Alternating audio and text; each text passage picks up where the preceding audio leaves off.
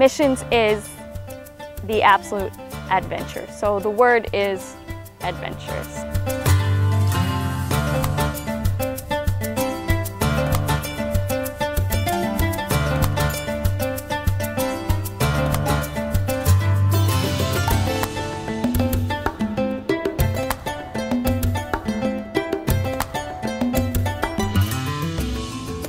Over the years, Laymen Ministries has placed many young people in mission work. Now, that's not to say that we haven't placed some older folks too, but on this program, I'd like to take time to focus on youth in missions. In fact, upcoming months, you're going to see more presentations under this title.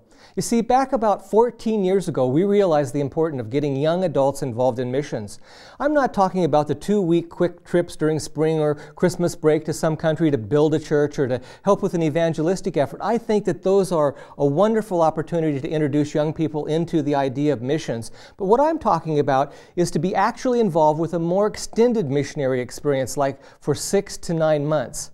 Like I said, it was about 14 years ago that we started sending out young adults into the mission work. Our first teams went over to help nationals on how to sell books door to door in the country of Lithuania. Right out of academy, or high school age kids, right out of high school, we sent over youth such as Shannon Parker and Joshua Miller and Jeremy Calkins and Jonathan Peoples. And you know, even Joshua Miller liked it so much that after 10 years, he's still working for Laymen Ministries in Lithuania and is married to a Lithuania girl called Gina. Yes, it's true. Missionary work for some people can become contagious. Soon our mission programs opened up other opportunities such as teaching programs in the Philippines. You know, I just want to mention that in 99% of these experiences, they have proven to be life-changing for the young people involved. Missions has totally changed my life because now I have goals, I have dreams, and there are so many things I want to do, and yet every day I am still growing. And every day that I stay here, I learn more about myself, and I learn more about God, and I learn more about the people around me. What we have seen is that many young adults have found a focus for their lives by being in service for Christ. Did you catch that? That many young adults have found a focus for their lives by being in service for Christ. One country that we've had most of our youth mission experiences in is the country of the Philippines. Every year we have between 4 to 6 young people working as teachers in the remote indigenous villages on the island of Mindoro. As our work grows, our need for missionaries increases. We're constantly looking for people of all ages who would be able to assist in teaching, building, and other types of mission work. We have 3 different types of mission activities going on in the Philippines right now. A prison ministry, which is ran mostly by nationals. Church schools in remote villages, which we need young workers every year. Did you catch that? In these remote indigenous church schools, we need young workers every year. And we need people to help with our new academy for indigenous students that focuses on education, spiritual training, and agriculture. We need young adults to work with these advancing indigenous people. A couple years ago, we ventured into a new type of mission service. We coined the term VSM. You know what that stands for? That stands for Video Student Missionary. Working with Pacific Union College in California, we decided that we would send a team of their video technology students over for Christmas break to shoot a documentary video on our work with the Hmongin indigenous peoples in the Philippines.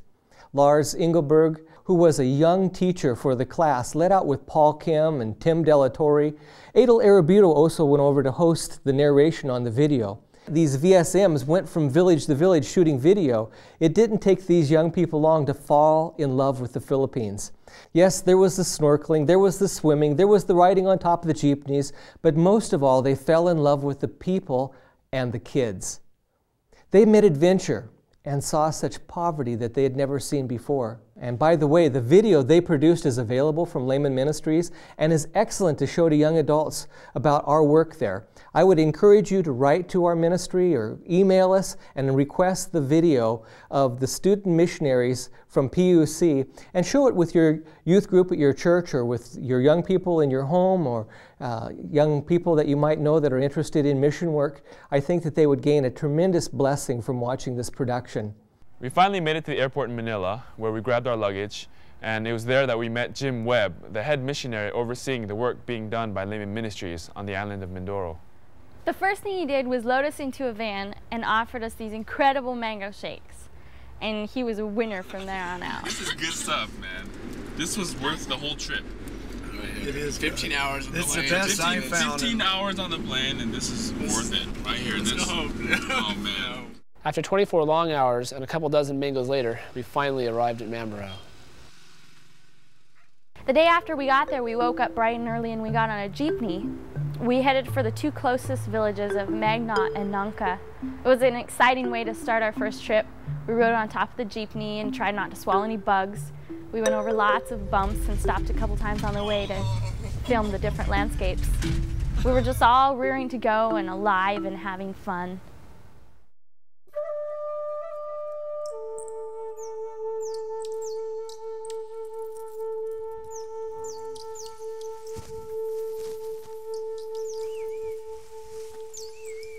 I remember first seeing Nangka.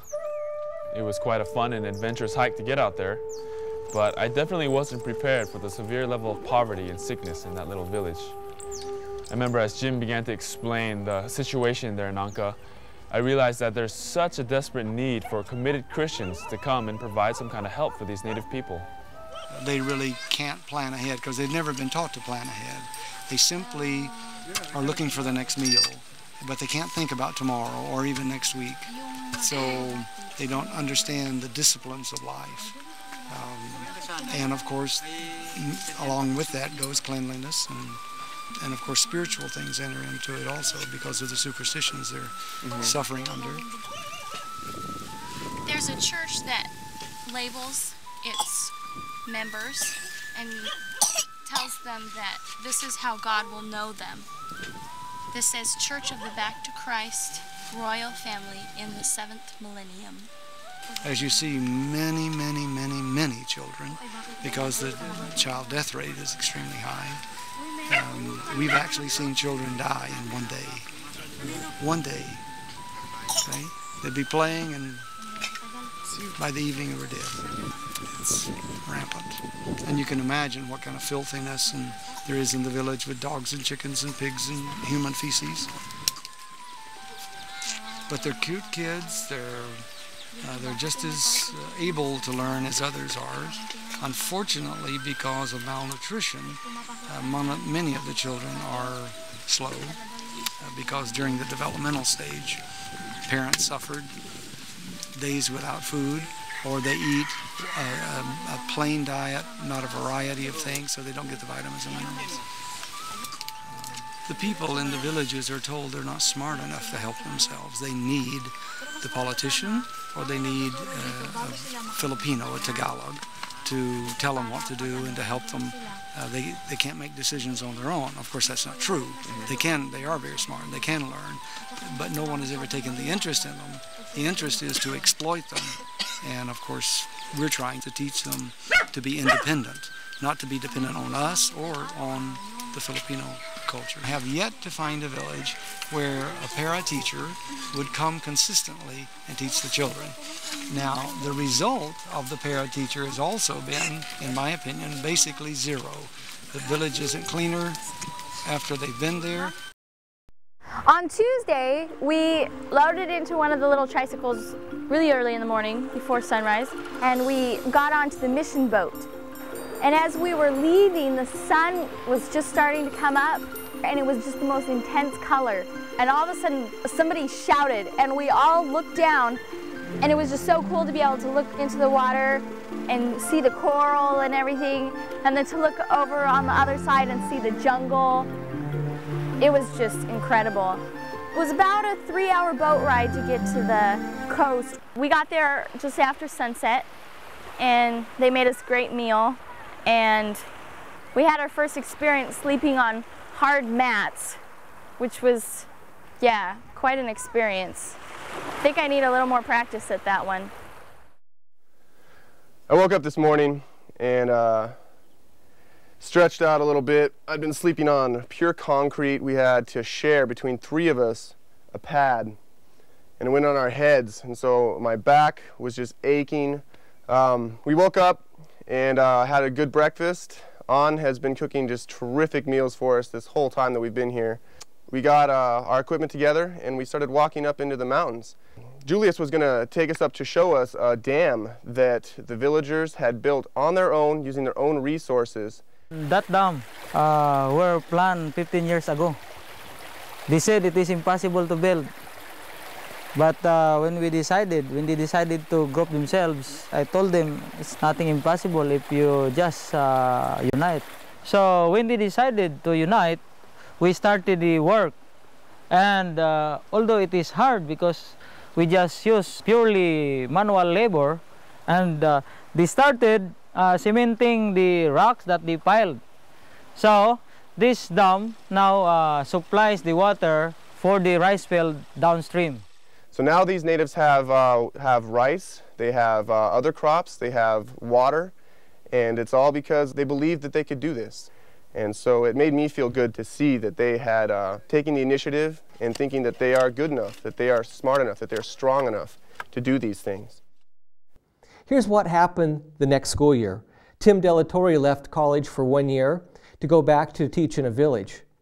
The next summer after that, he went back to teach Adel Arabito, who went over with that group. And by the way, Adel Arabito's father was the late Jim Arabito, who was the person who inspired me personally years ago about how to do overseas video production. Well, she ended up going back over 2 more times to help teach in the villages. Here's a short little tour of her house where she was living while she was there.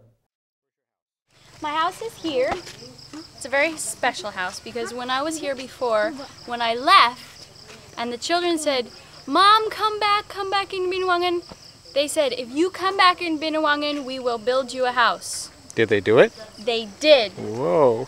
Efren made the plans and all the children helped build. It's the kitchen.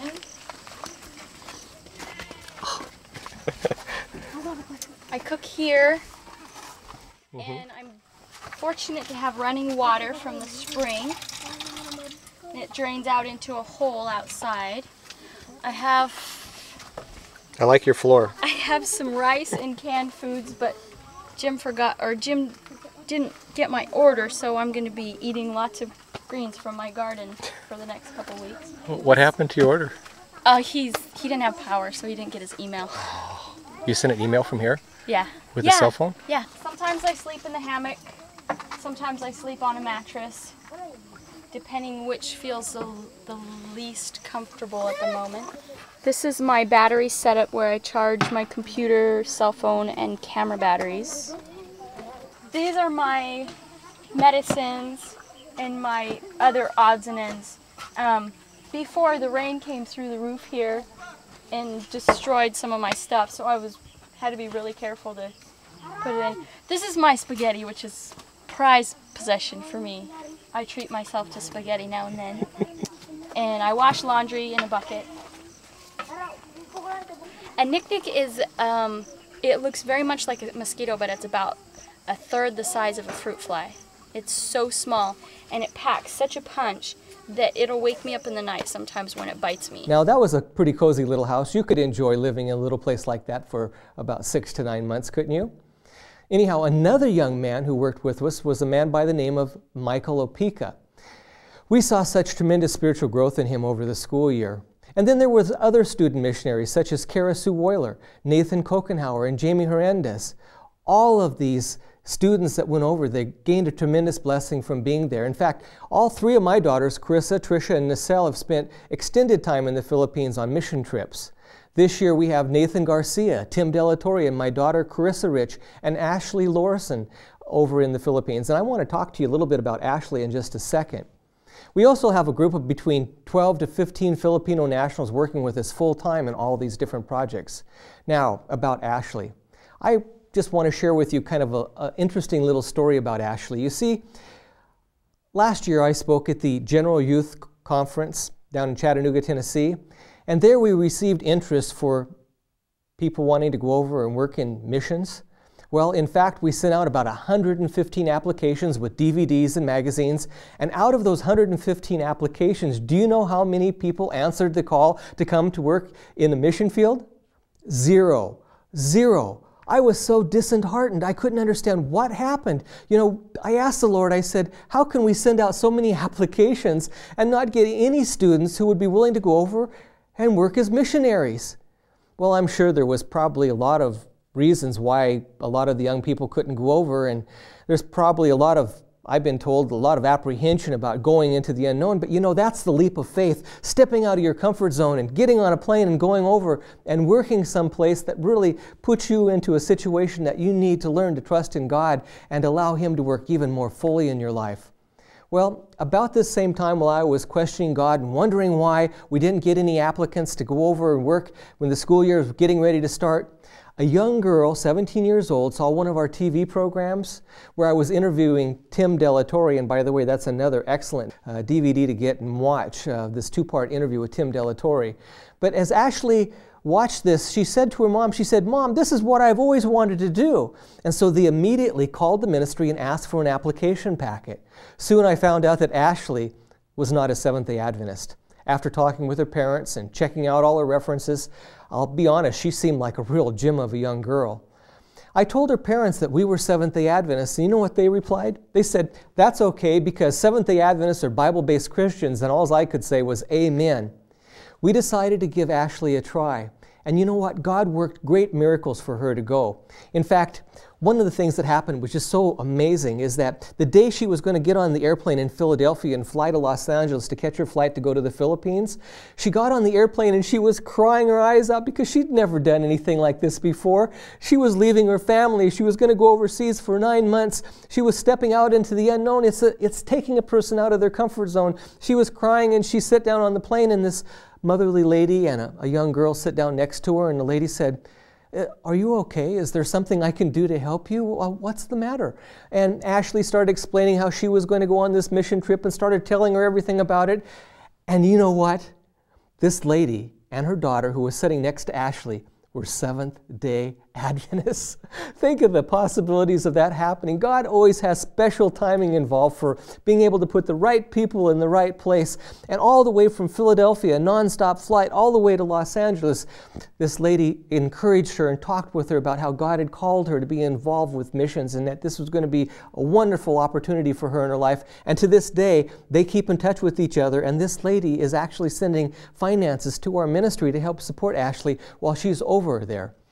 You see, Ashley has turned out to be a tremendous blessing. While we sent out 115 applications to our Adventist brothers and sisters to go over, we didn't get any response. God had to go and find a young girl who wasn't a Seventh-day Adventist and send her over instead.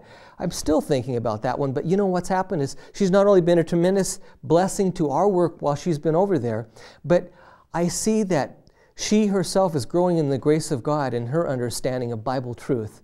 And we're excited to see what's going to happen this school year as it comes to its end. Well, I'm sure all of you can probably relate to having children that have made bad choices and possibly even left the church. I know this was the case with our oldest daughter, Carissa. After doing many things that brought a lot of grief to our hearts, which I don't want to really get into all the details of, but also brought a lot of grief to her heart. She finally, I guess you could say, she crashed and burned, and she finally ended up coming home to try to get her life back together. Shortly after that, she started working in our resource center at the ministry, answering the phones and taking book orders. And some of you might even have talked with Carissa when you were calling our resource center to place orders. But then she kind of approached me and said, "Dad, you know, I want to be involved with missions. I want to go over there and teach with those kids." And I reluctantly wasn't sure if she was ready for something like this. And here I am encouraging young people to want to get involved with missions. And we finally decided, just go. And she went over there and taught for a school year. And this is what she said when she came back from furlough. I did. And in fact, not all of my life have I been the best angel, you would say. And I've been pretty destructive on myself and others and felt that heavy on me.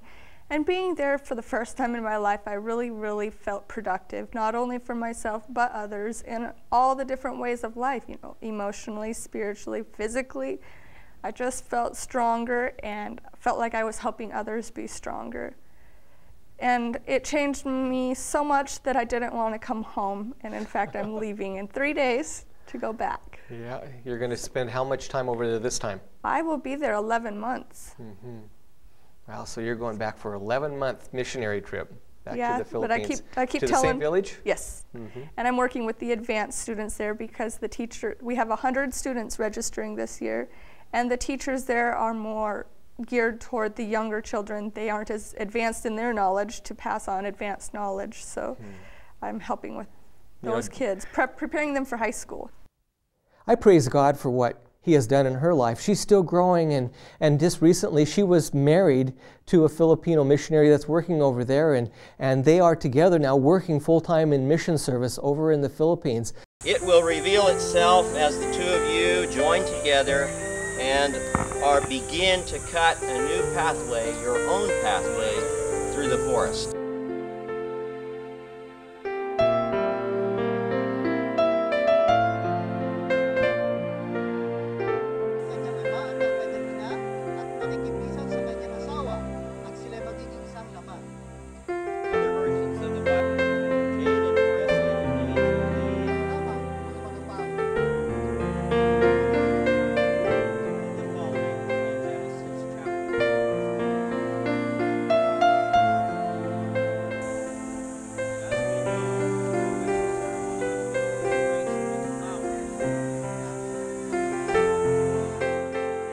God can work miracles for our young people, and sometimes missions is the key to help them to see themselves. I remember when she came back, she said, "Dad," she said, "when I'm here in the States, it seems like so many young people our age, all they're interested in is movies and going out partying and talking about cars and doing all the things that young people do, and oftentimes it's destructive." And she said, "You know what, Dad?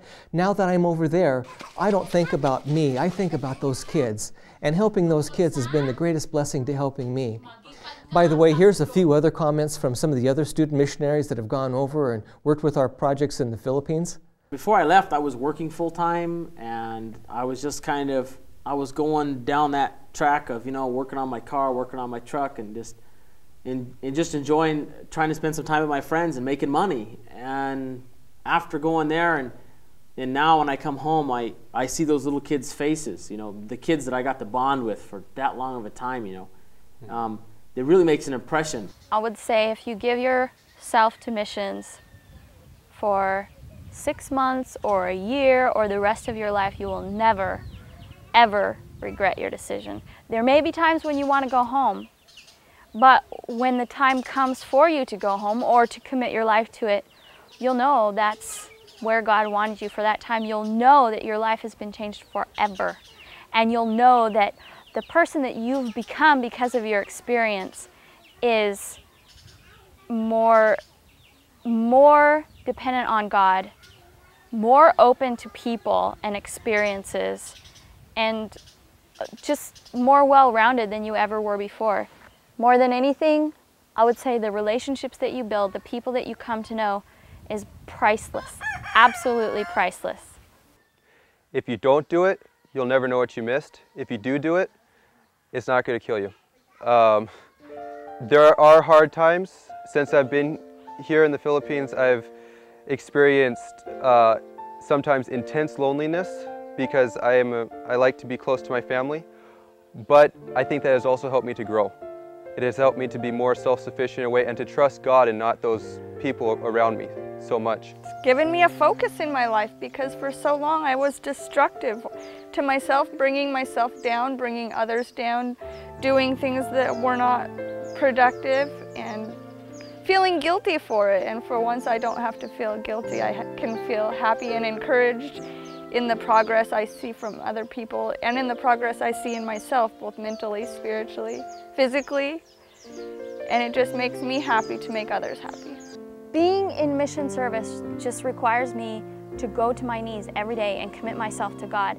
And I cannot hold things in my life that would separate me from Him and expect to have a positive mission experience.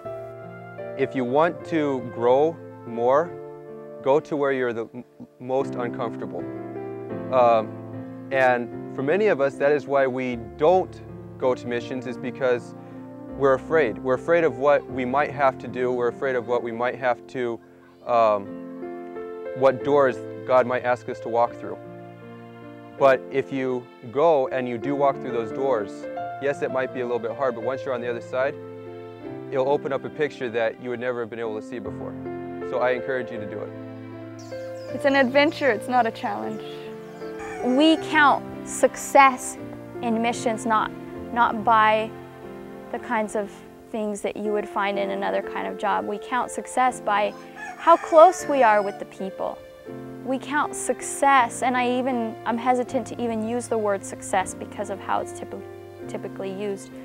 But our sense of well-being and fulfillment as missionaries is in how close we are with the people and how much Jesus becomes real to them. Like, I came home and I looked at my closet, I was like, oh, wow, I got so many clothes. I'm like, oh, carpet. And sometimes I still feel guilty when I think about all the stuff I have and all the things I've done and they haven't done.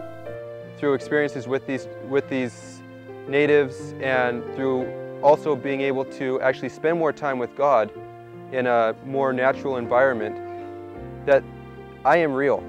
My God is real.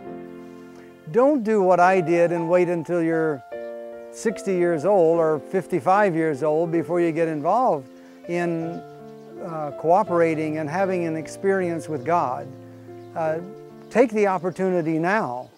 I don't think that you get to see Jesus, really see Jesus, until you've seen Him in people who don't follow your customs or speak your language. Do it. You never know where you're going to go in life, so take a leap of faith and jump out and do it. Everybody who is a Christian is a missionary. And I believe that God is the biggest missionary. He's on mission to bring us home. And it's exciting to allow Him to work in our life. And yes, you don't have to come to the Philippines to be a missionary. You can be a missionary in Chattanooga, Tennessee. Or you can be a missionary in your own home. But there is a special fulfilling when you're outside of your comfort zone, you're outside of your culture, and you are one-on-one with God and one-on-one with your fellow man. I would love to challenge you to get involved with missions. If you're a young adult, call, write, or email us and get a missionary application packet. Go to our website at lmn.org, that's www.lmn.org, and click on Missionary Opportunities. There you'll find an online application that you can download.